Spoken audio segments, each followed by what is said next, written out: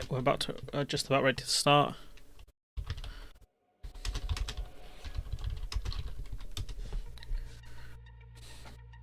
Oops, no, I don't want it. Damn you, autoplay. Luckily, I don't think Divide Music will copyright me, so it's fine. Tree Missions has followed me on Twitter. Whose man's is that? I don't know. Oops. Yeah, it's been a bit chaotic today.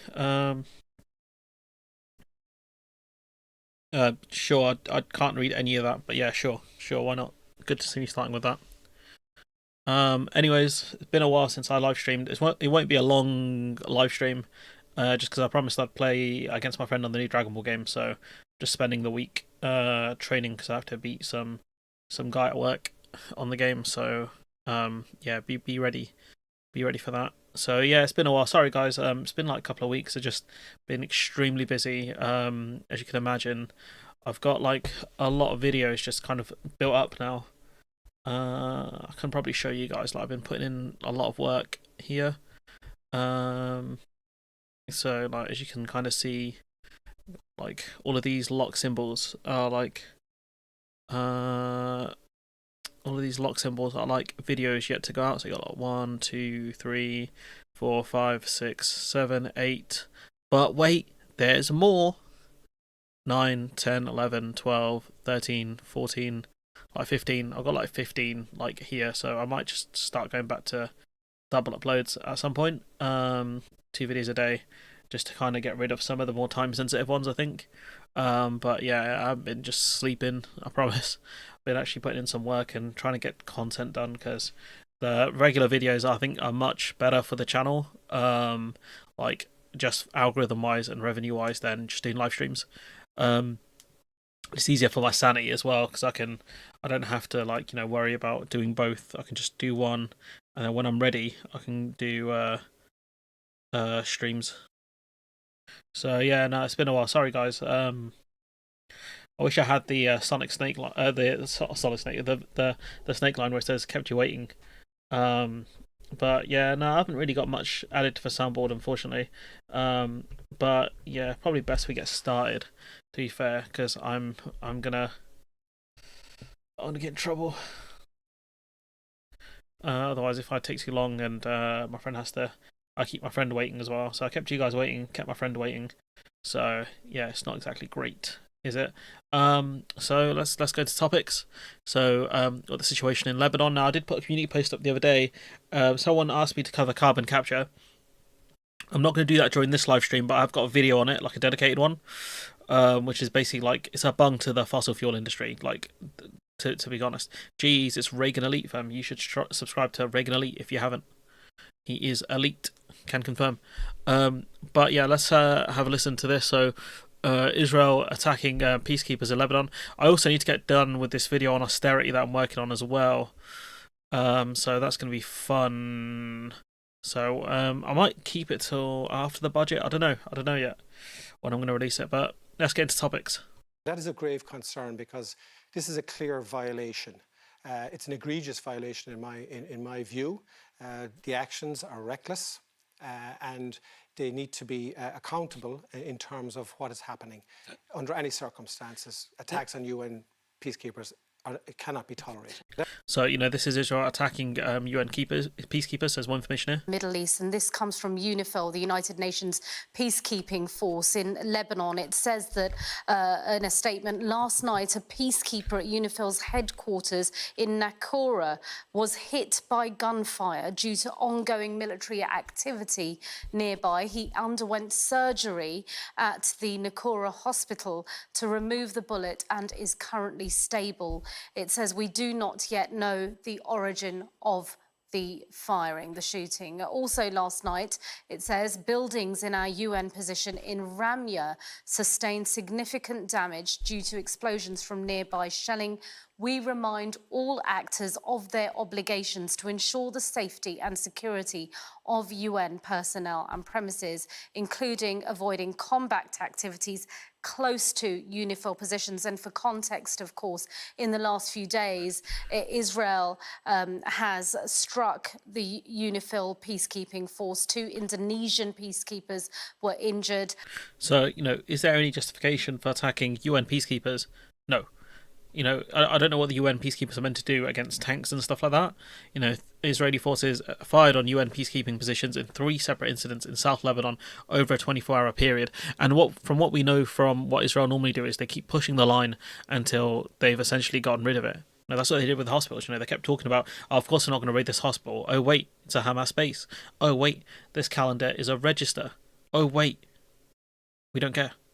So that's what they'll keep doing. There are no casualties among UN peacekeepers in the other 2 incidents in which small arms were fired at UN positions, according to reports. And what reason is there for this? Are America going to call out? No, they just say they're concerned or whatever, or we're having serious. We're going to have a not an independent investigation. They're going to have an Israeli investigation into it, and they're going to be like, "Oh, we did do nothing, guys." You got Israeli Prime Minister Netanyahu is examining a plan to seal off humanitarian aid to northern Gaza in an attempt to starve out Hamas, a plan that could trap hundreds of thousands of Palestinians without food or water. Human rights groups say this proposed plan would likely starve civilians and is a clear violation of international law. Because he doesn't care. There have been no real consequences for him internationally. When you look at, the only things that have got him, it's like he's been indicted for I think some dodgy dealings and attacking the press and things like that. There have been no international ramifications for anything that he's done. Nothing has happened to him. So from that perspective, why would he care? No one's going to stop him in Lebanon. The guy could invade Iran, right? He could actually invade Iran. I don't think anyone would do anything. This is what I'm saying. No one cares. The world just watched, as General Shepherd said. UNIFIL, the UN peacekeepers. UNIFIL statement early this morning. Peacekeepers at UN positions in Ramya observed 3 platforms of IDF soldiers crossing the blue lines into Lebanon. So them crossing that area of Lebanon. Peacekeepers were in shelters. 2 IDF Merkava tanks destroyed the position's main gate and forcibly entered the position. So they blew up. This is a clear attack on peacekeepers. The tanks left about 45 minutes later after UNIFIL protested through our liaison mechanism, saying that IDF presence was putting peacekeepers in danger. Or no, they fired tanks on your base and they ran into it. This is what I mean. Peacekeepers at the same position reported the firing of several rounds 100 meters north, which emitted smoke. Despite putting on protective masks, 15 peacekeepers suffered effects. So the UN are hampered because of the United Nations Security Council. There's not much they can do. So it's all eyes on the US on this one, as always. They have to be the ones to actually do something here. Number 10 saying they're appalled by attacks on UN bases, and you got a former diplomat here, a former ambassador saying, UK ambassador saying, stop being appalled, do something, stop sending arms to Israel. When is enough? We're playing into both Hamas and Netanyahu's games here. Who wants the violence to escalate for their own aims? To hell with civilians. This I mean, it's at what point do the British government, at what point do Labour just say, nah, you're done, all of this, we need to keep arming them to keep our influence for what? What influence do we have? They keep talking about the fact they can't mention if this is a war crime or not because it needs to go to a court or whatever. But then you had Labour MPs talking about how an investigation is just a red herring, and you're like, what are you doing? Honestly. They're all very quick to condemn Russia, and rightfully so, but they're very slow to condemn Israel. A UK-based research group concluded Israeli tank likely killed 6-year-old Palestinian child, Hind Rajab.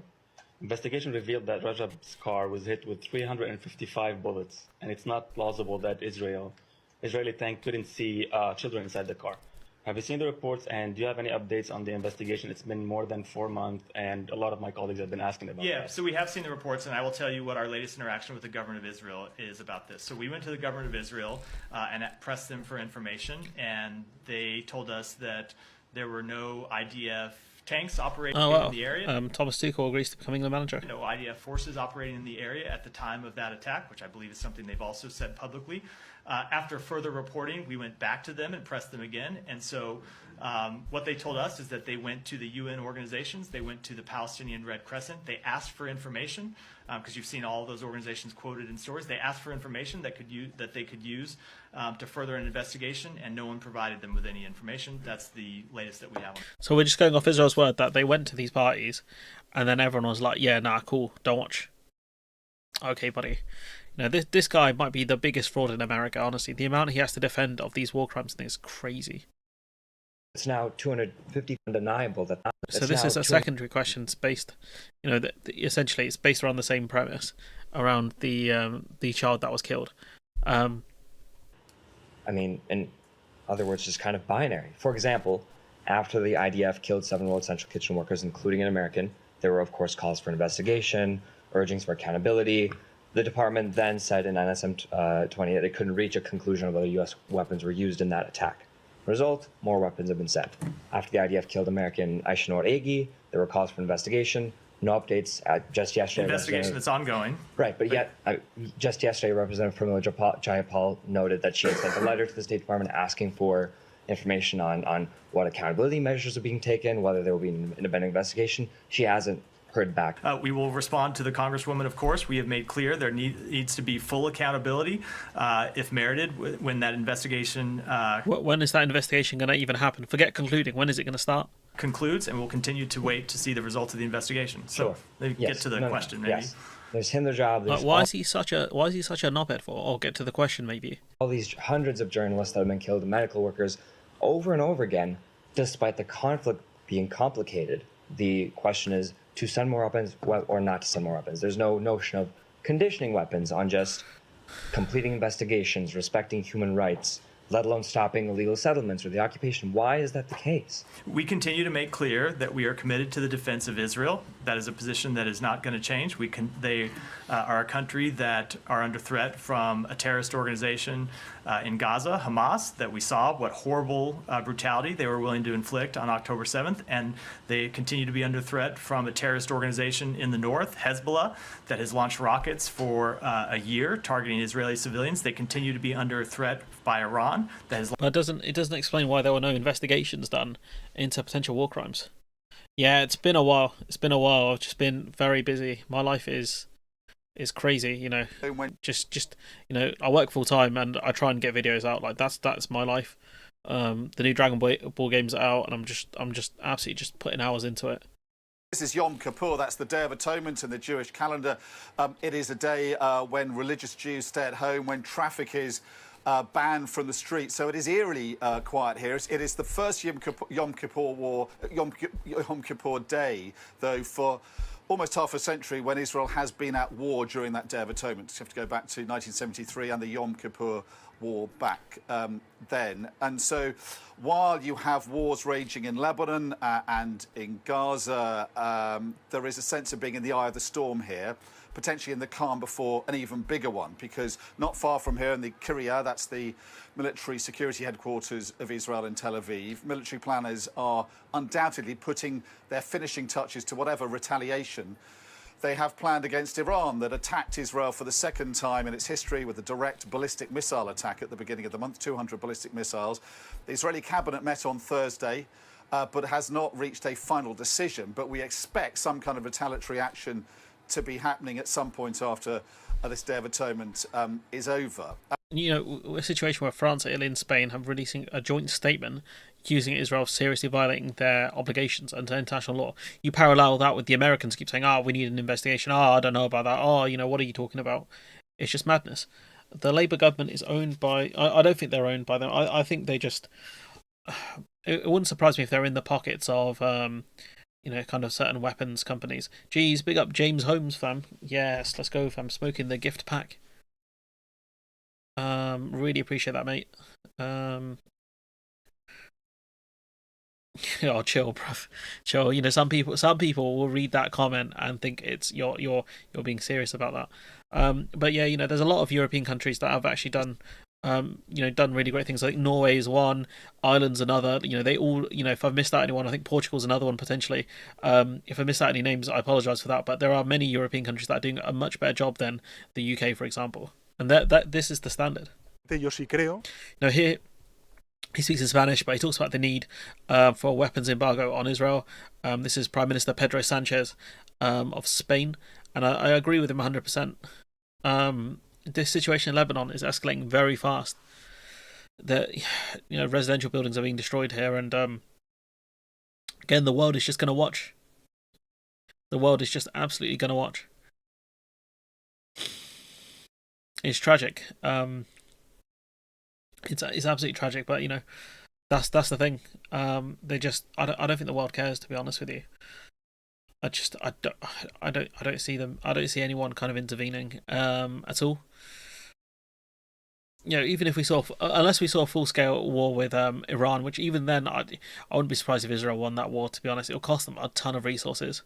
But given the difference in weapons and technology, given the fact that the Iron Dome system still keeps holding strong in Israel, despite it, Iran launching so many drones and missiles and things like that.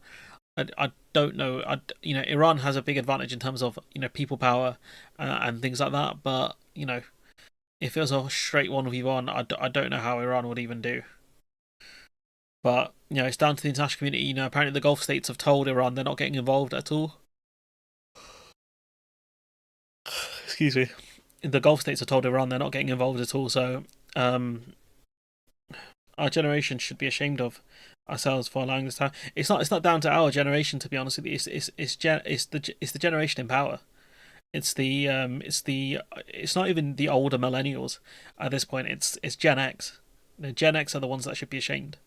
It's all the ones in Parliament that should be ashamed. The ones that kept voting people into power despite the fact that there were blatant war crimes going on, and they kept justifying it. They're the ones who should be ashamed. I don't think the millennial generation, as biased as I am, are the main culprits here. I genuinely believe it's the older generations. But then again, I would say that, wouldn't I? Switching gears here, we're going to talk about Robert Jenrick and his kind of corruption-ish kind of scandal that he had a couple of years ago during in the housing. In government, you have accepted that you approved £1 billion development of his unlawfully. Matthew, our viewer, wants to know, why did you rush through his reversal of the planning decision regarding Richard Desmond's project to save him tens of millions of pounds? So you accepted you made a mistake doing it, but why did you do it? Well, immediately after the 2019 general election, where we had been elected on a manifesto commitment, which was absolutely the right one, to increase the number of new homes being built in this country, targets that they failed on consistently. Building homes, their house targets. Decided to approve the big schemes that most of the world cares. I think the population, people in the world care, but I don't think they care enough to actually do anything. But then again, what are they supposed to do? This is down to politicians to stop this. Really, if the Gulf states, again, if OPEC came out and just said cool, we're gonna just spike the price of oil until this conflict is over, I guarantee you Biden would be on the phone trying to resolve this. Because that's the biggest leverage the Middle East has over Western countries, especially given that the US in an election year. What are you going to do when your gas price goes up insane amounts? It's our political and media membership of the US empire. We do what the US tells us. Been that way for a long time. I mean, to be fair, they have done some good things, I guess. Chatty's making a joke. I can guarantee that he's making a joke. But yeah, carry on with Jenrick. Came before us, and we approved the 5 largest planning applications that we had. This was one of them, a big scheme on brownfield land in inner East London, exactly the sort of place that you should be building homes. I wouldn't mind just seeing the government build homes, to be honest with you. I wouldn't mind seeing the government just build the homes and just keep them under, maybe get rid of right to buy and things like that, and just keep them as social housing for as long as possible. The developer in question, he asked me about it. I told him not to talk about it. So obviously it was discussed at this dinner. Regret, obviously, that I was subject to the mischaracterization as to what our motivation was. So, this is a guy who donated to the Tory party as well. Documents from inside the department. So there's the 12k there. So this is how cheap politicians are. The development called West Ferry Printworks on the Isle of Dogs caused political turmoil for the government in 2020. It emerged Jenrick, the then Housing Secretary and now Immigration Minister, intervened to approve an early version of the scheme after Desmond lobbied Jenrick to speed through its approval. The pair had sat next to each other at a Tory fundraising dinner and Desmond donated 12k. So what do you get for your 12k? Potentially saving millions. A drop in the bucket, right? Documents from inside the department later suggested Robert Jenrick had an interest in the development and its timing, with officials stating that he was insistent that the scheme be approved before a local charge worth about 40 million was imposed.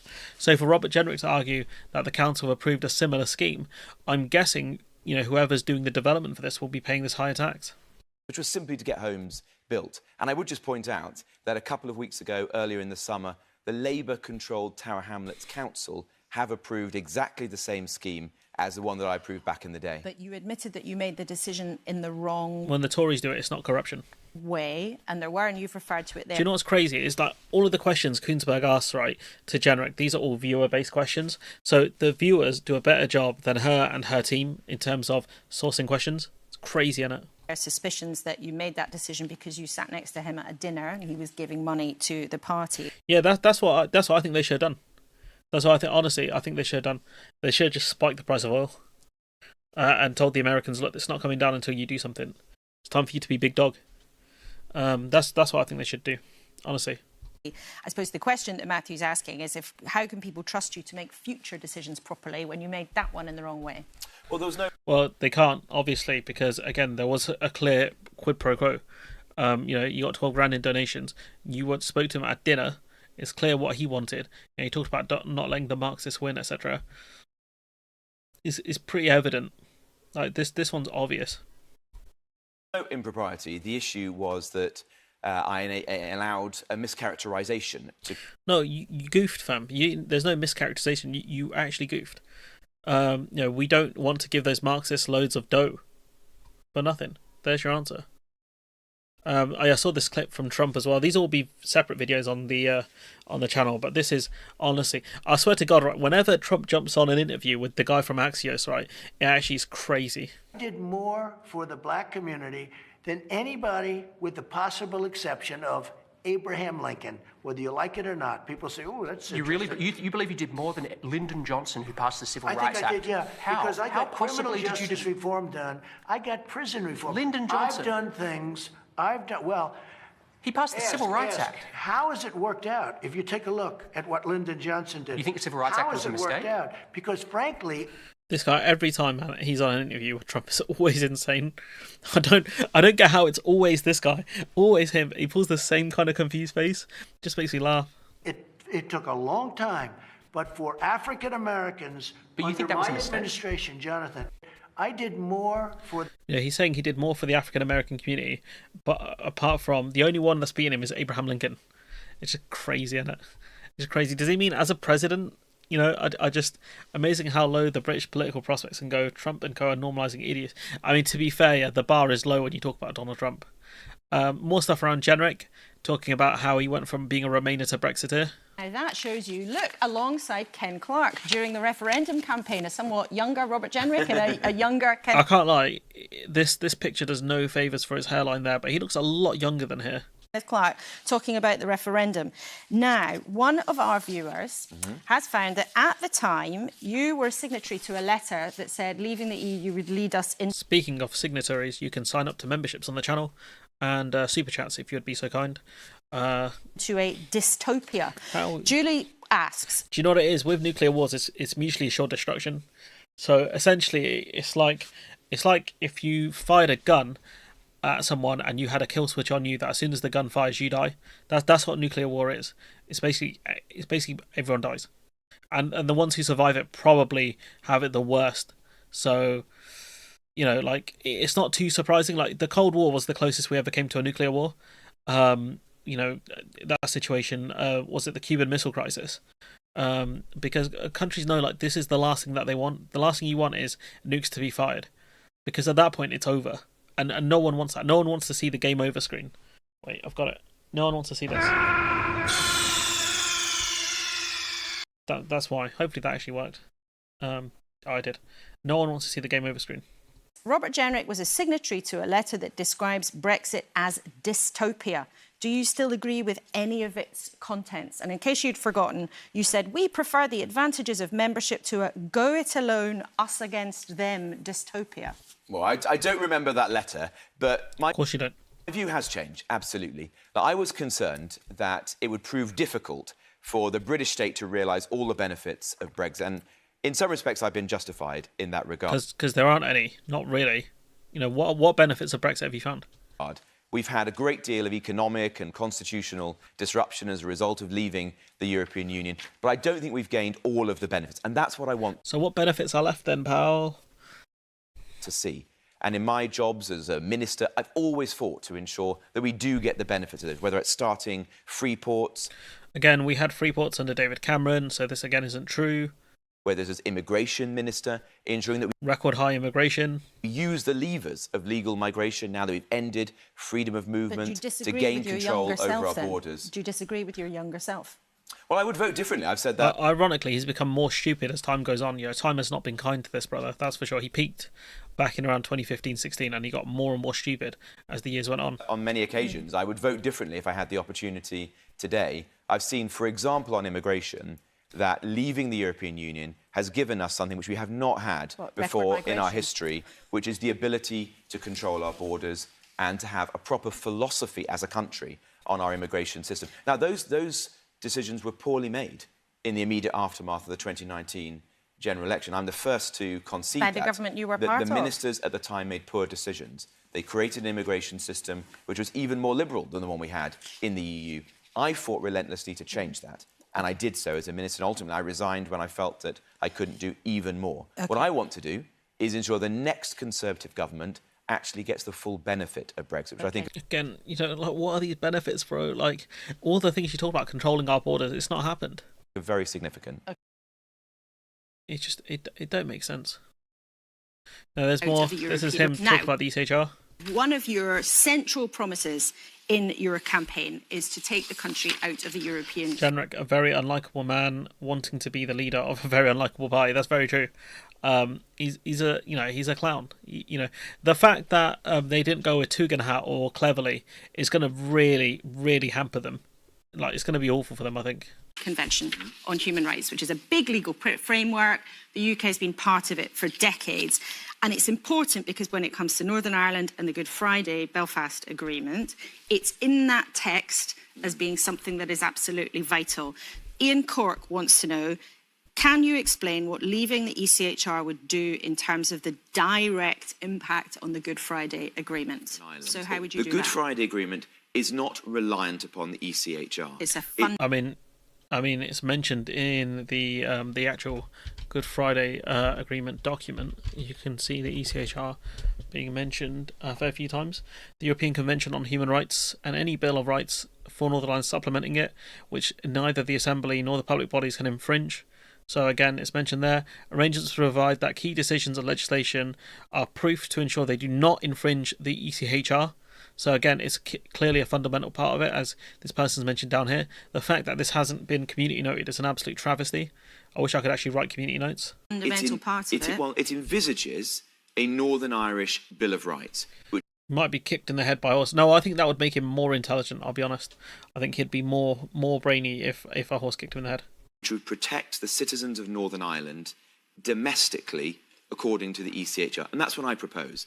I propose that we have a British Bill of Rights, or indeed a Northern Irish Bill of Rights, which does what the spirit of the Good Friday Agreement suggested and protects the rights of those citizens. I don't think it's impossible for the country of Magna Carta and habeas corpus to find a way to ensure that the rights and liberties of our own citizens, whether in Northern Ireland or anywhere else across our country, are properly protected and respected, as they were prior to us joining the ECHR. Do you think that the nationalist community in Sinn Féin would sit down and think, OK, they're going to accept a British Bill of Rights? I mean, you can say, oh, you just do another piece of legislation. But the Good Friday Agreement explicitly says that the ECHR is part of the legal framework there.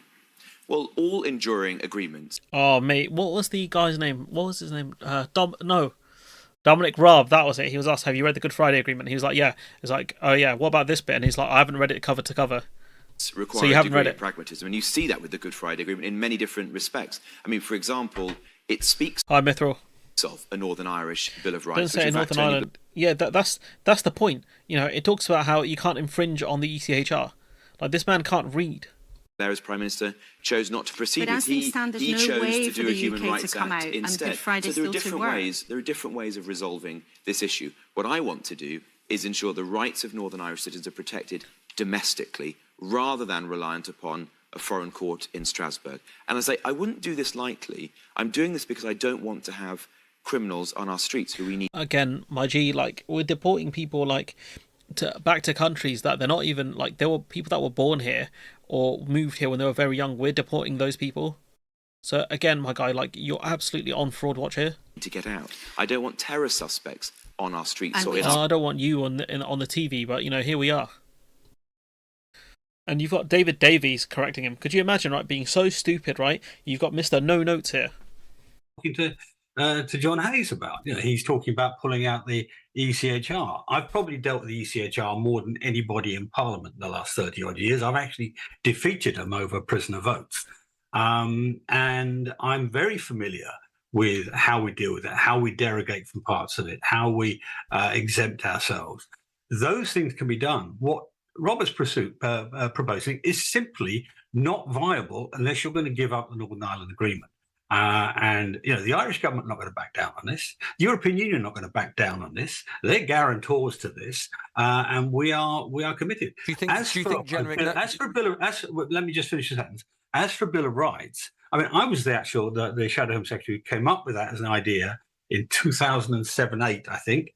And we have failed ever since as a party to be able to draft one which will work. That's over 16 years. This kind of British Bill of Rights again, which will have to be based on the ECHR. Like, that's the thing, because if you infringe on it, it will end up in court again. Is it? And it just, we haven't got one that will work. Now, unless we come up with something a little more clear cut than that, that's not going to work. There are things. Again, they've never managed to get it over the line. There's more here that I wanted to discuss. This clip's really good.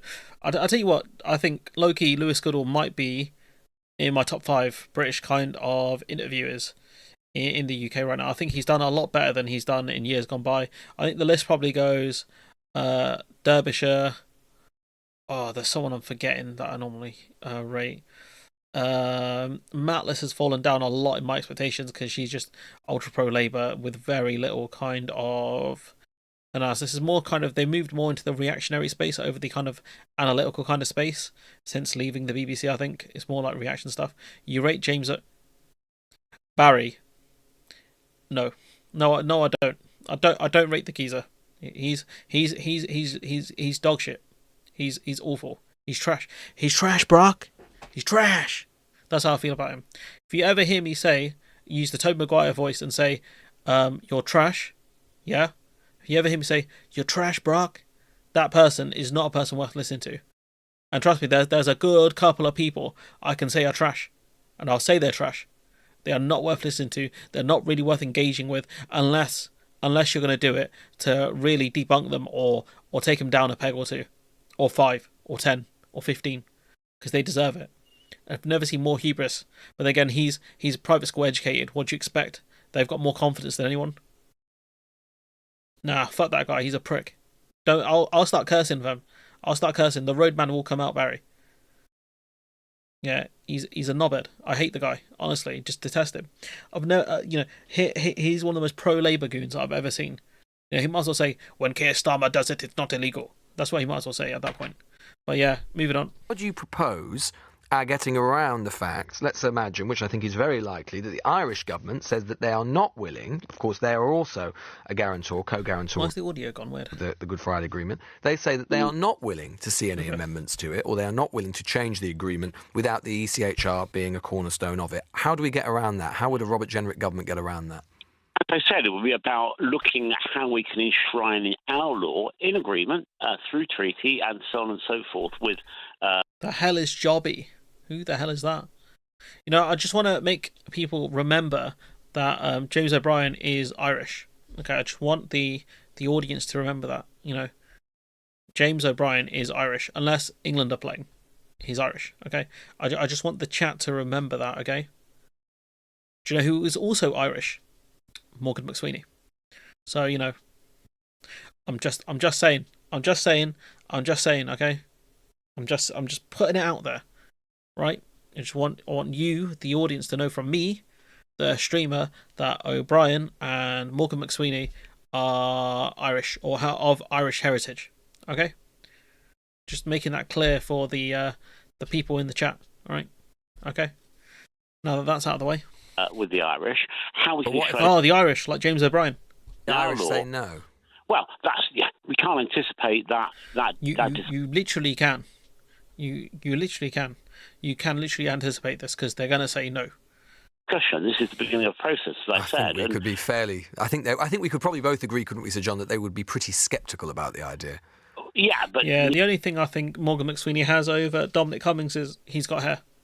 Neither you, Lewis, in all your wisdom, nor me in my less wisdom, because who's got more wisdom than you? But neither of us could anticipate exactly what position the Irish would take, and there would need to be a negotiated settlement. So you're going to negotiate the ECHR, the Good Friday Agreement. Good luck with that, buddy. Good luck with that. Given how hard it was to get through, good luck with that. James O'Brien's a connoisseur of amply... What? Which I think we could achieve. Robert set that out. I mean, look, we either leave this ECHR and free ourselves from... This is the most geezer-sounding guy I've ever heard in my life. Well, actually, no, he's not. The guy I heard in the shop the other day was the most geezer kind of voice. Switching gears here to Starmer in his first 100 days. I think they're worried and dismayed, and they expect more from him in terms of leadership and what the Prime Minister does. So at the party conference, it wasn't evident that he was giving the kind of... No, but that's what you got to negotiate. The Irish are coming from a position of saying no. The British are coming from a position of saying yes, and we'll just negotiate. It's not. We'll have to come up with a negotiated settlement. That's what's going to happen here.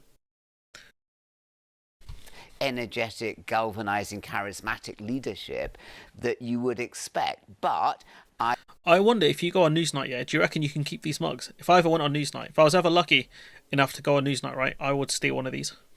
I think he's done some good things. I mean, the riots would be an example where he was always a client journalist. That's the thing, he was always a client journalist. He's really come across, in my opinion, he's always been a client journalist. Prime Ministerial. Look, the question is, can he sort it out now? Has he got the right team? If he does, Gordon Brown stumbled early on. There was the general election that was going to be called early, and Gordon Brown also had to deal with the financial crash, and he had to follow in the footsteps of Tony Blair. He's very different to Tony Blair in terms of personality, the way he spoke, all of that kind of stuff. And was called off.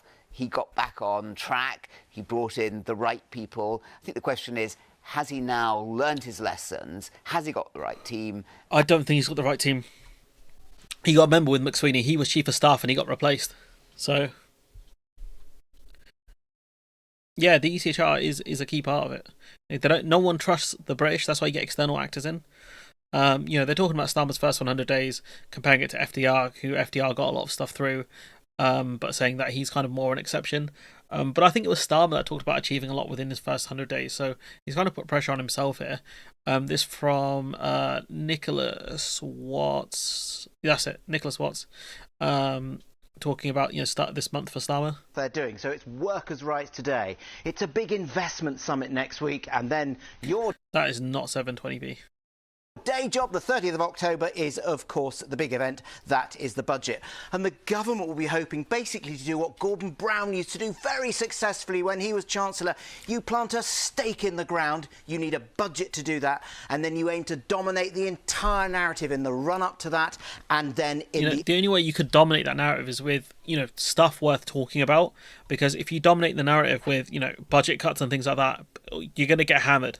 So what Labour needs to do is get out any kind of big investment plans out and start kind of leaking it bit by bit to the press and get kind of people speculating on what Labour are going to do positively, rather than putting out negative stories about budget cuts and stuff like that.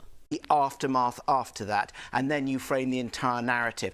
You know, in politics, politicians are desperate to focus on substance. We journalists like to focus on process, donations in the case of Keir Starmer. That's more scandal than process. This government hopes now the focus will turn to substance. So look, but the thing is, the only way it's going to turn back to substance if they give us something substantive. Dominating the narrative with doom and gloom isn't great. Yeah, that's the whole point. That when the news cycle's short and all you're talking about is budget cuts and pain. You know, the media run on budget cuts and pain. They're like, oh my god, why is our poll rating tanking? Why are the media attacking Labour? They start crying. It's because Labour basically asked to get attacked. It's like putting your chin up in front of Prime Mike Tyson in a boxing match. You're asking to get punched. I guess the decisive moment for them now is the budget at the end of this month. Does that put more money into the NHS? Does it put more money into skills training? Because if it doesn't, we're not going to be building more housing. We're not going to be, getting the highest sustained growth in the G7. In fact, we're not if we don't put more money into health and social care, because that is such a drain on society at the moment, those huge backlogs. Is there investment on a scale to get the highest sustained growth that they promised? That's the questions that we're going to have to ask. Are they going to scrap the 2-child limit and really tackle child poverty in a way like Gordon Brown did very early on in the Blair Brown years? Those are the things. Are they going to admit they made a mistake on winter fuel allowance and do a U-turn on it? It's a silly amount of money. They've come in saying there's a 22 billion black hole, and you can, question some of the funding of that, but there is quite a bit. Yeah, there was a black hole because the money wasn't allocated properly. But, given that Labour did do a lot of public service pay increases, which I agree with, that's one of the major problems that they're facing. Big overspend that the Tories hadn't accounted for, however you calculate it. The winter fuel cuts save about 1.3 billion of that, and then a lot of that's offset by the higher uptake of pension credit. So it's a bit of a silly thing. It's a lot of pain for not much financial gain. So hopefully they do a U-turn on that, put their hands up. I mean, all they've done really is reallocate the money slightly, but also just added more bureaucracy. So I don't even know what the savings are going to be like, because you're going to have a bunch of potentially like civil servants or some sort of private group looking over these claims. And people, I think, appreciate if politicians say, look, we got that wrong, we've listened, we're putting it right. Those will be the things that people will really judge on it. It's the tangible pound in my pocket. Can I get a GP appointment? Am I having to wait? Honestly, anyone who says measures like the 2-child cap should be kept in place because it's popular with the electorate, should just go sit with the Tories at that point. Like, I don't care if it's popular with the electorate, right? You're keeping more children in poverty. Like, at some point you have to do the right thing. You have to do the right thing. There's more here. Starmer plans a series of announcements in the coming months focused on the economy, NHS, migration and crime to show he's focused on delivering for voters. And again, this is what they should have been doing for the first 100 days. But instead, all we got were stories around freebies and all of this kind of stuff. Bribes, effectively. The stuff that doesn't work, like the carbon capture. A lot of that kind of stuff. And this is the point here, we didn't vote for less dodgy, we voted for clean politics. I'm so concerned that this man, Morgan McSweeney, who they keep saying won them the election, and I remember what was done during the election, how some really good people were deselected or not selected, and I think his own good wife got a safe seat. And it was so ruthless. That's how dodgy it is. The wife of the head of political campaigning, gets a safe seat. It's nuts. And so cruel, including how Diane Abbott was treated, that he reminds me of Dominic Cummings. The way he's being described, I've never met him. He knows how to do he understands. He doesn't give a toss for civil servants. He tossed one aside, ex-civil servant one aside, didn't he? There was a lot of plotting behind the scenes. I don't know Sue Gray. The other question is the Lord Alley thing wasn't just them being naive and taking gifts. There was a huge part he was playing, and the thing I don't understand is they say it was Sue Gray who brought them in, and everywhere I go and every program I've talked to, people are furious about the freebies. Absolutely. One rule for them, one rule for others. Is that in part because of the reporting that the Tories, when they were in office, Rishi Sunak was billing us £40 million for a helicopter, that barely got a mention in the papers, whereas Keir Starmer and a pair of spectacles is front page news for weeks. Listen, like I said, we didn't vote for a little less dodgy. Yeah, no, it's just... We voted for clean politics. Why do you need If you're on, you're earning between you two, husband and wife, about £200 to £300 a year. I have 17 pairs of glasses. I pay for them all myself. Likewise. That line's kind of hilarious, to be fair. Like I bought my own glasses as well, so I tune with them. I don't have 17 pairs. I've got 2. The electorate is fickle, pandering to it rather than especially if you go on a proper media run, you can explain how bad child poverty is in the country. Why is USB-C trending? I think it's like the most popular connectors people are looking for. Wise. And I don't earn any. The Batman also trending. Halo 2 also trending.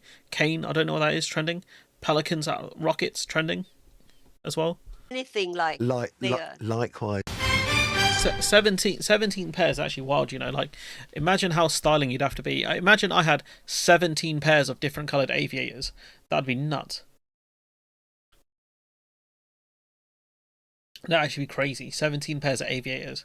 I might have to make that my life goal. Starmer talking about all the investment.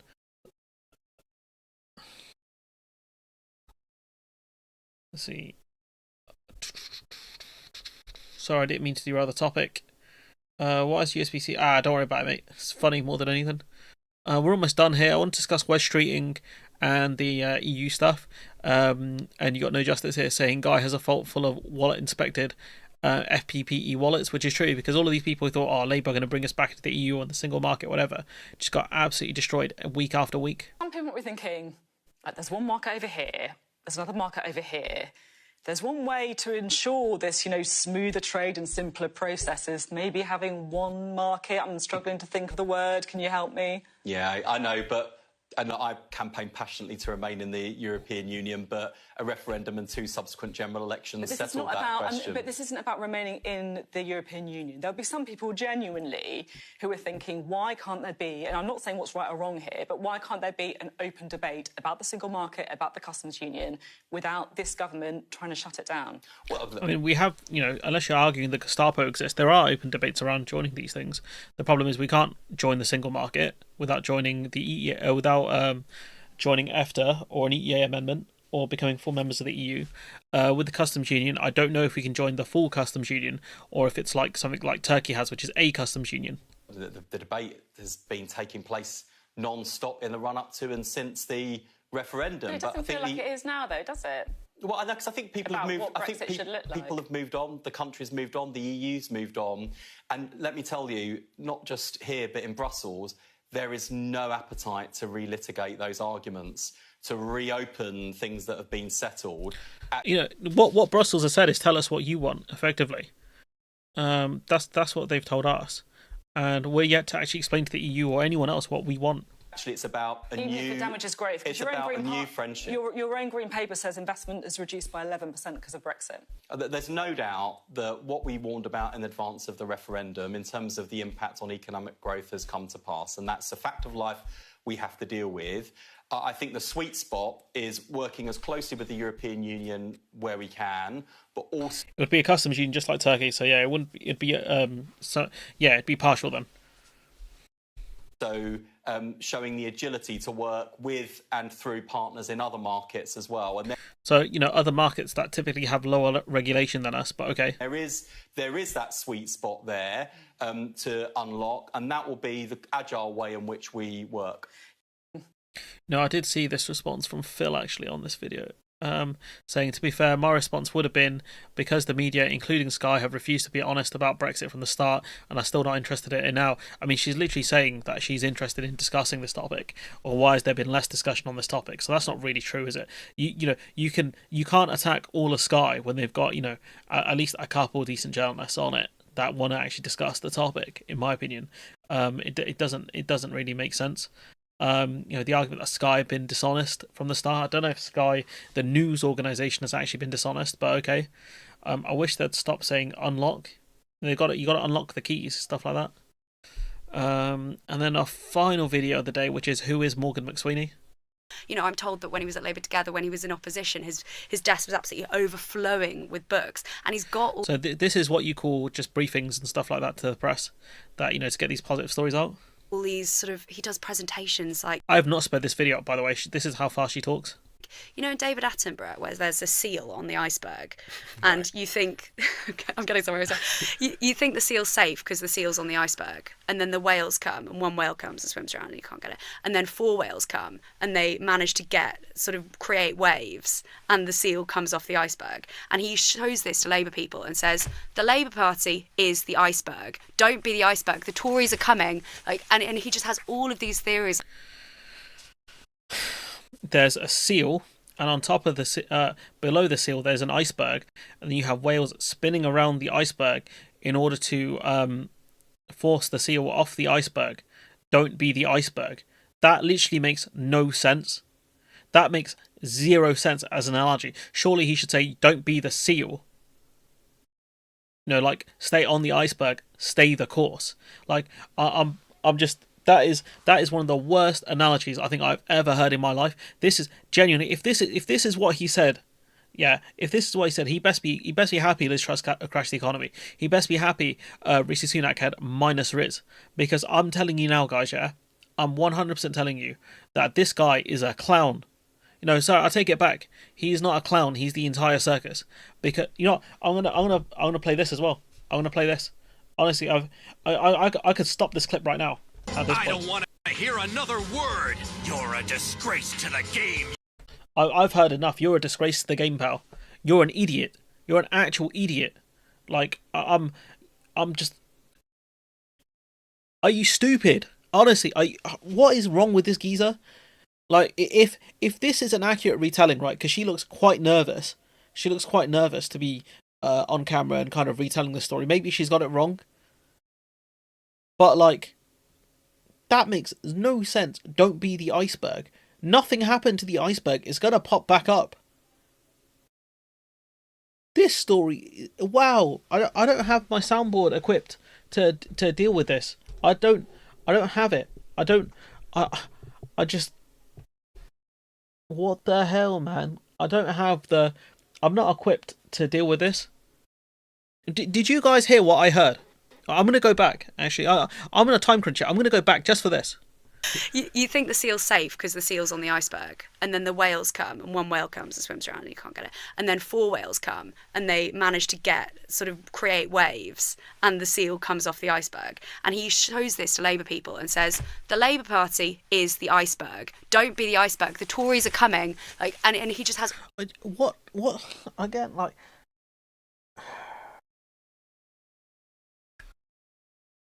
Someone please just let me retire, fam. Just let me retire. Just honestly, all I need is someone who is competent, and you could probably have this channel, because that is the dumbest shit I've ever heard from. They're gonna make me retire. They're gonna actually make me hang up my microphone at this point. Surely the analogy is the seal. Don't be the seal, because the seal has been baited into the water by the whales because of all the waves. Surely that's it. Maybe she's misspoken here. Either that or Morgan McSweeney is just... He's not even a budget Dominic Cummings. He's just a clown who got lucky. I cannot believe this, guys. We're smoking the logic pack at this point. We are cooking this pack, fam. Jesus Christ, man. If this is all it takes, if this is all it takes to become a political advisor, you might as well sign me up. You might as well sign me up at this point, because it's easy money, fam. It's the easiest money you will ever make, because this lot are just more moronic to the highest of levels. I'm just, wow. I want to say I'm not surprised, but I am. Unless she's making this whole story up, it's potential. It could be this. My source is that I made it the fuck up. It could be that. Is he the one that came up with the Ming Fars thing? Probably. He beat the BNP in East London once, and everyone rushed to back to brunch. This guy, he's on fraud watch. This man's actually on fraud watch. If honestly, you pay me 150 G's, and you get me a place to live, fam, I don't care. I'll work for the Tories at that point. 200 G's a year, plus my living cost paid. I'll be there no matter what. Because honestly, if it's this easy,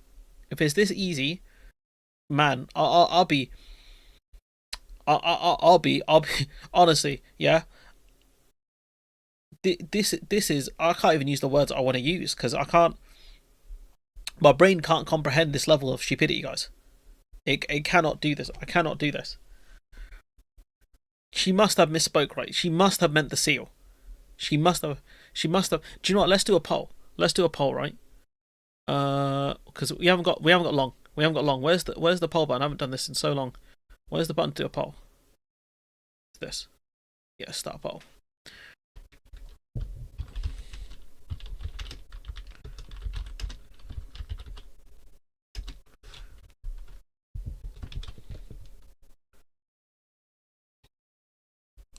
Okay, guys. Did she say don't be the seal, or did she say, or did she actually mean don't be the iceberg? Vote yes for seal. Vote no for iceberg. There are 2 votes here, and you people think she meant to say iceberg. Okay, we've got 4 votes here, so it's 50-50 now. Are you guys trolling? Are you guys actually trolling me now?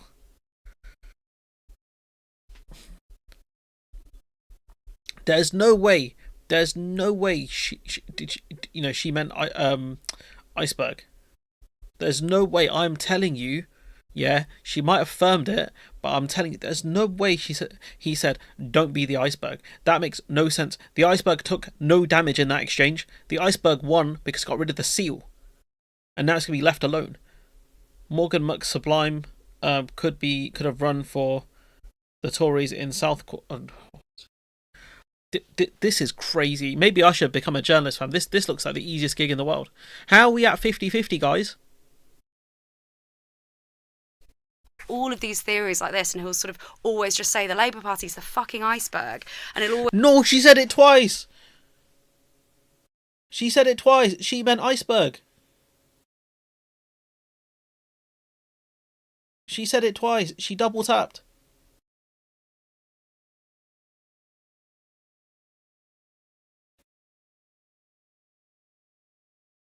Guys, I might have to retire. Guys. I'm sorry.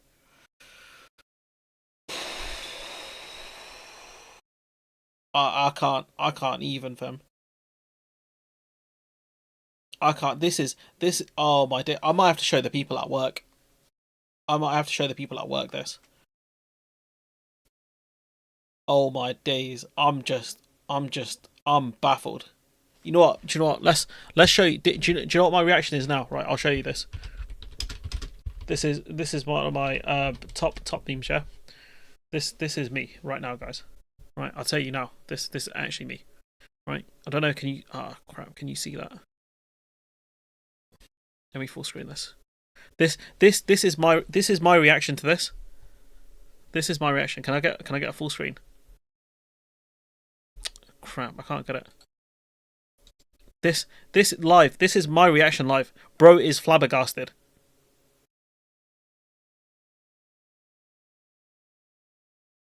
This honestly, yeah, this is me right now.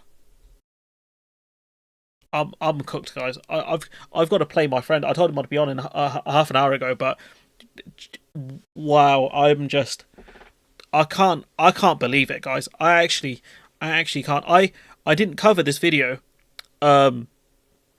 because I ran out of time yesterday to do recordings. But like, do you know what? Let's have a look.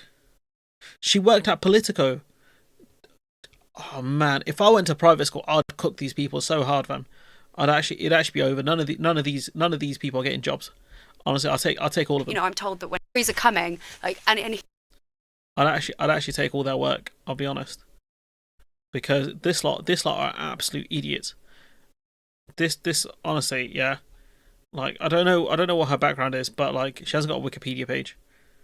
But I'm telling you now, there we go. She's got a thingy. She's got let's see her LinkedIn.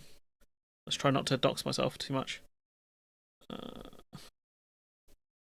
So let's see. What's her thingy?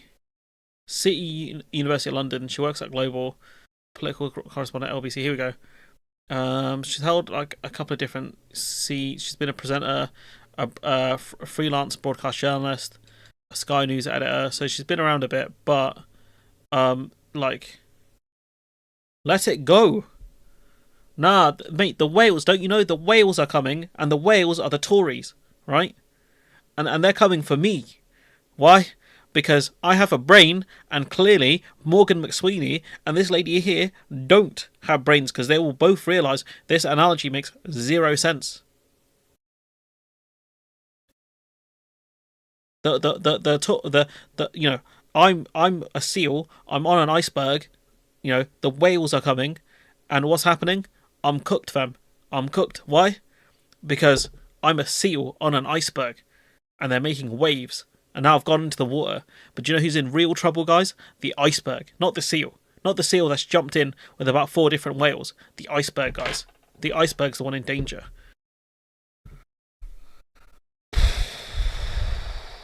He just has all of these theories like this, and he'll sort of always just say the Labour Party's the fucking iceberg, and he'll always say things like, you know, Labour need to learn to cry alone, because he says if Tories are sad, they'll go and sit in a room and drink a bottle of whiskey, whereas Labour go out and talk about their problems. Labour need to learn to cry alone.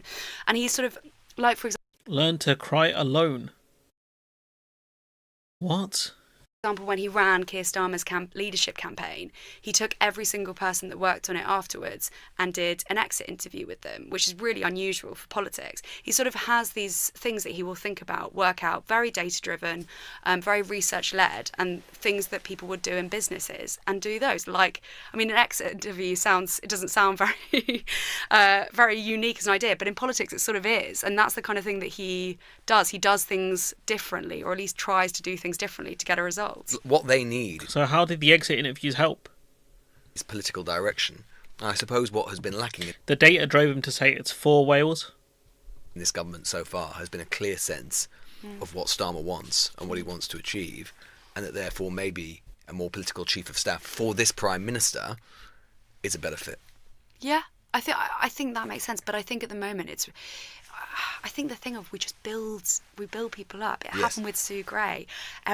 She had this 6-month notice period or 6-month gardening leave period, and everyone in the Labour Party was thinking this is just brilliant. We've done it, and it didn't work. And I think part of it. What do you mean it didn't work? You know, she was actually good at her job. She managed to stop the leaks for a long time, and then eventually they started making leaks about her.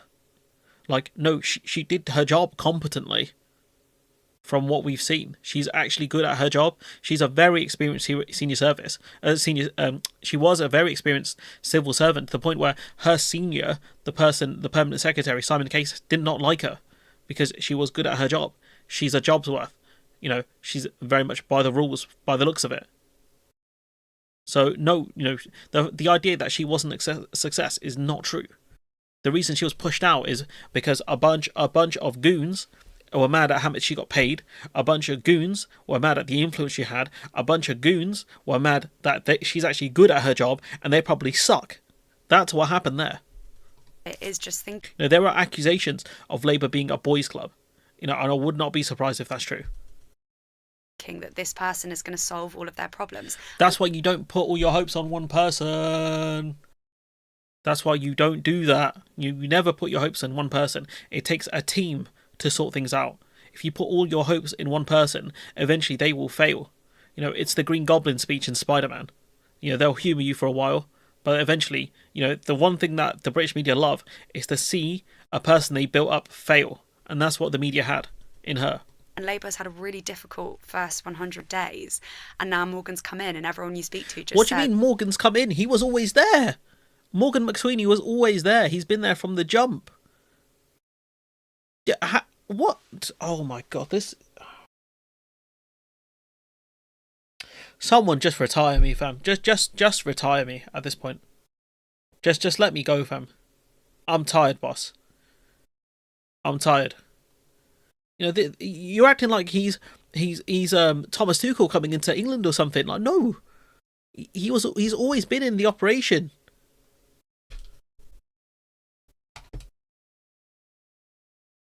Or isn't this brilliant? I mean, a Labour MP said to me earlier, it's sort of like everyone is acting like Messiah has come. And didn't you just say everyone put their hopes in Sue Gray and eventually it didn't work, and so now everyone's putting their hopes into Morgan McSweeney? Do you think that's going to work?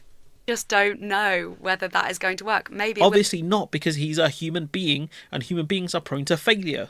Well, maybe he is a genius. Maybe he's a campaigning electoral genius. But is it the same thing as being a brilliant chief of staff? We don't know yet. This has to be one of the worst clips I've ever watched.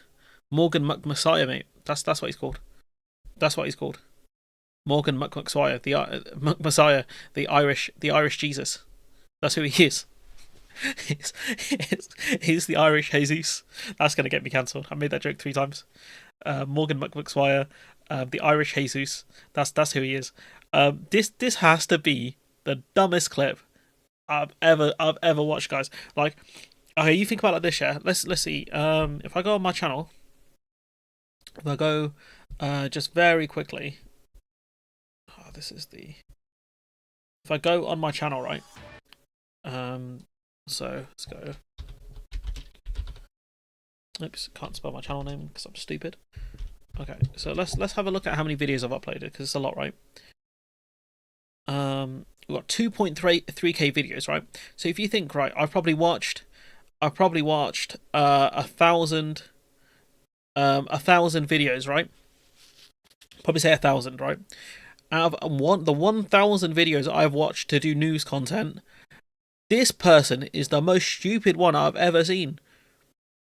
Oh yeah, you're a seal on an iceberg, and then the whales come, and then they put waves on the iceberg, and then the seal goes into the water. You're the iceberg. What? And then they're like, oh, we put all our hopes in Sue Gray, and then that didn't work out, so now we're going to put all our hopes in Morgan McSweeney. Oh, is that going to work? What? Like, she's literally got her notes here. She's got her notes here. Like, if this is the level of British journalism, yeah, no wonder I can't get a role in this industry, because these people are idiots. These people are just, wow. I'm baffled. I don't want to just dunk on someone who's probably my age or younger. Yeah, I don't want to dunk on a person like that. But this is crazy. This is actually crazy. Like, do you know what? We're gonna play it again. We're gonna do it anyway. We're gonna do it again. You think, I'm getting somewhere. You think the seal's safe because the seal's on the iceberg, right. And then the whales come, and one whale comes and swims around, and you can't get it. And then 4 whales come, and they manage to create waves, and the seal comes off the iceberg. And he shows this to Labour people and says, the Labour Party is the iceberg. Don't be the iceberg. The Tories are coming.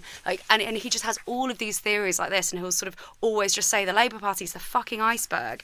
And he'll always say things like, Labour need to learn to cry alone, because he says if Tories are sad, they'll go and sit in a room and drink a bottle of whiskey. No, they don't. They go and brief the Sun. They go and brief the Daily Mail. That's what they do. Whereas Labour go out and talk about their problems. Labour need to learn to cry alone. And he's what he's saying is, yeah, don't go briefing the media. Don't go talk to anyone about these issues. Keep it deep within you, and go be upset and go be an alcoholic. Essentially, what's the seal? The seal is the British public who's just been consumed by 4 whales. Yeah, they go look at their portfolio. But honestly, guys, yeah, I saved this clip for last, yeah, and I'll tell you now, if I reviewed this clip first, yeah, I think I'd cut the stream. I'd be playing Dragon Ball right now. I'll be honest. This is the dumbest. This is the dumbest statement I have ever heard in the history of Big Maj Studios, the channel. Right, this is a channel where we've covered lots of stuff on the Tories. We've covered lots of stuff on Labour. We've covered lots of stuff on people talking nonsense about the single market, right? We've covered lots of stuff around fiscal illiteracy, right? We've covered so much, right? This right here, this video right here, yeah, this clip right here is the most stupid thing I've ever seen. Yeah, this is more stupid when Alan Shearer said, "Pressure? What pressure? Pressure's for tyres." That's how stupid this is. Yeah, this right here. This right here is, if I see another clip like this from this lady here, yeah, or Lewis Goodall entertaining this nonsense, yeah, I might have to retire. I might just quit. I might quit. I might try and lose some IQ points, and then I'm going to apply for a job in the British media and say I'm an absolute moron who has no idea what they're talking about, and he's going to say, imagine there's an iceberg and a seal, and then the whales attack the iceberg, and then you're the iceberg. That's the level here. Honestly, yeah. You know what I'm gonna do? I'm gonna send this video to No Justice. Yeah, I'm gonna ask her to review it. I'm gonna say, look, yeah, I need you to watch this. Because I'm telling you now, if she hasn't seen it, she needs to see it, because this is the dumbest thing I've ever seen. Oh, honestly, yeah, when you look at the level of Campbell, right, Alistair Campbell, who, is an incredibly bad individual in terms of war crimes and things like that in the Iraq War, right? Alistair Campbell still understands politics and the media better than anyone in the current landscape. And I hate the geezer. I call it the War Criminal and Austerity Boy podcast, right? Guess which one's the War Criminal? Guess which one's Austerity Boy, right? He's still sharper than most of these people that are in now, and he's barely in the game. Even if she meant the SEAL, how is the story noteworthy? She's trying to say he's a maverick. He does things different. That's what she's trying to say. He's not like other people. He's talking about SEALs and icebergs and David Attenborough documentaries. Like, I want to ask you guys a question. Right, we're gonna wrap this in a minute, right? Because we're out of clips anyways. But I'm done here, right? Because this is just crazy. This is just crazy to me. What we're gonna dismiss this poll, right? I'm gonna ask you guys, because I know you guys are gonna troll me, but I'm gonna ask you: did her analogy? I hope I spelled that right.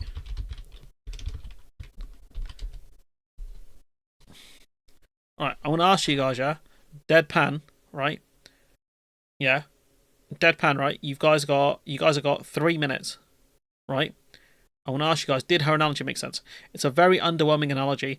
The fact that she finds it interesting speaks to the caliber of people working in and around Westminster. Also, people working in LBC. People working at Global. She looks like she stayed up all night practicing that line. Goodall's reaction to this is actually hilarious. Like, for example, when he ran Keir Starmer's camp leadership, fucking iceberg. And he'll always say things like, Labour need to learn to cry alone, because he says Tories, if Tories says the Labour Party is the iceberg. Don't be the iceberg. The Tories are coming. And he just has all of these theories like this, and he'll sort of always just That's not even a theory, though. That's an analogy. That's not a theory, is it? Say the Labour Party's the fucking iceberg. And it'll whoever voted yes, yeah? Whoever voted yes on this, yeah, unsubscribe from the channel. I actually unsubscribe from the channel. Unironically, go press the 3 dots here on the screen, and press something like block this channel or no content from this channel. I beg you do that. Just whoever you are, you know who you are. Whoever voted yes, unless you did it by accident, which okay, fair enough, right? Unsubscribe from the channel. I beg, because that right there is almost as stupid as this video we're watching right now. Always say things like, Labour need to learn to cry alone, because he says Tories, if Tories are sad, they'll go. Yeah, don't talk to your friends. Go cry alone. And sit in a room and drink Starmer's leadership campaign. He took every single person that worked on it afterwards and did. She's been briefed on this. She's not done. This is not a scoop. Dominic Cummings might as well have said, not Dominic Cummings. They're so similar. Morgan McSweeney might have said, yeah, make sure you tell them, some of my family are Irish, but I'm actually really English. I'm very, very English. Just so people don't get annoyed. David Blunkett was way superior to Mandelson. Blunkett was able to read the room, could see the wood from the trees. I'll go for whatever. I'm cooked here, guys. Let's see what this poll. Again, if this poll is ending, we're gonna end this, right? 91% of the audience, 91% of this 11 people who voted, yeah, I can respect you. The 9%, yeah, the 9%, yeah, I don't know who you are, but you know who you are, yeah. Go take a walk. Go take a walk outside, if it's safe. Right? Or tomorrow, go have a walk in the morning, right? And I want you to really think about your actions. Really think about what you've written here. Maybe I don't endorse drugs. Maybe smoke a pack. It was you. It was you. You press yes. No, Simon. Whoops.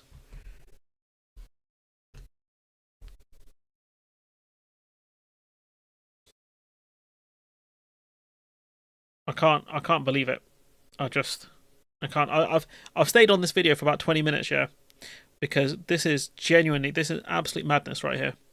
This might be, again, the dumbest thing I've ever watched. So we've done the poll. Right? The people say she's not making sense. Actually go outside and rethink your life. Think about the decisions that have brought you to this situation where you're on my channel, you're viewing the channel, which is great. You know, you've made many smart decisions today, right? Think about this. You've obviously, you know, you're probably a subscriber. You've seen me go live. You've clicked the like button. You've watched it for a while, right? Obviously, you got a brain. You've watched this clip now several times, and you think, do you know what? That analogy that she called a theory actually makes sense. That makes sense. Just think about it, right? I want you to really think about it. Simon, yeah, I'm not gonna lie. I don't want to hear another word. You're a disgrace to the game.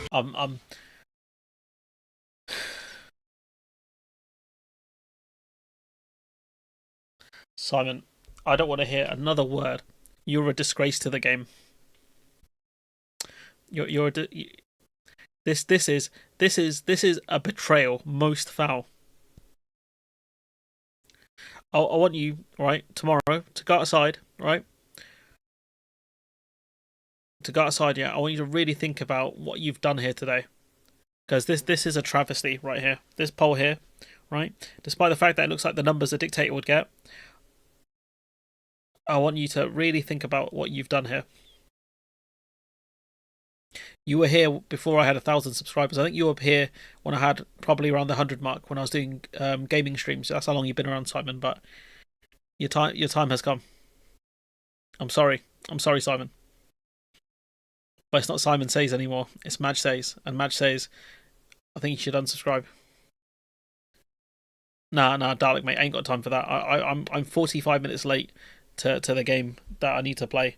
So no, I ain't got time for that. So ain't nobody got time for that.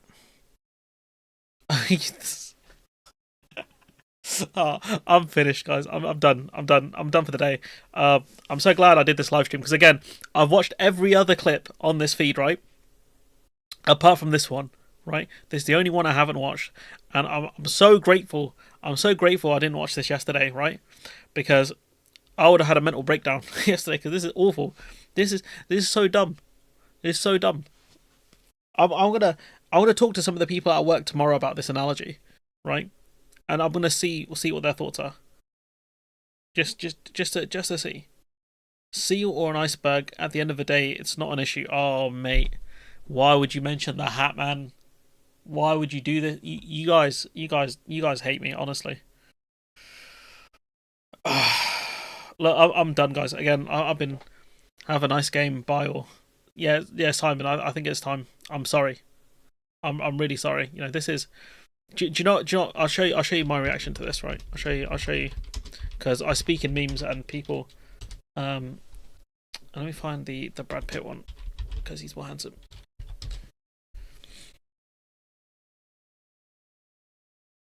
Let's see if I can find the GIF. This is me. This is me right now. I'm sorry, Simon. There's no GIF. Oh man. Oh, now I'm even more upset. There's me drawing the pistol. I can't do that today, Barry. I'm out of time. But this is me right now.